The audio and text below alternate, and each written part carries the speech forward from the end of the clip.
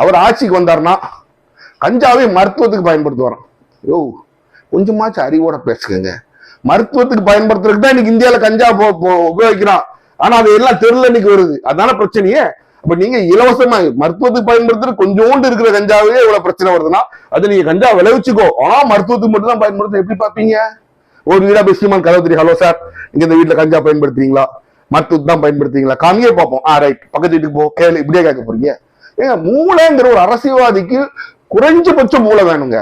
ஒரு விஷயத்த ரெகுலேட் பண்ண முடியலன்னா அதை நீ தான் தமிழ்நாடு முழுக்க இளைஞர்கள் போதையில இருக்காங்கன்றீங்க. எதனால கஞ்சா போதையில விடுற? கஞ்சா கிடைக்கிறதுனால தானே கஞ்சா போதையில விடுறான். அறிவுங்கிறதே கிடையாதா? அதை நான் வளைக்கிறத லீகலைஸ் பண்ணிடுவேன், இஷ்டத்துக்கு விளைச்சுக்கோ, ஆனால் மருந்துக்கு தான் நீ பயன்படுத்தும். நீ மருந்துக்கு எப்படி பயன்படுத்துற நான் பார்ப்பேன். நான் மெட்ராஸ்ல உட்காந்து ஒவ்வொரு வீட்டையும் பார்த்துக்கிட்டு இருப்பேன். தமிழ்நாட்டில் உள்ள 8.5 கோடி மக்களையும் நான் கண்பத்தி பாம்பா பார்ப்பேன்.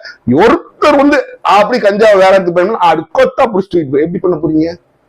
முட்டாள்தனமா இல்லையா? கேவலமா இல்லையா? கொஞ்சம் மூளையோடு யோசிச்சு பாருங்க.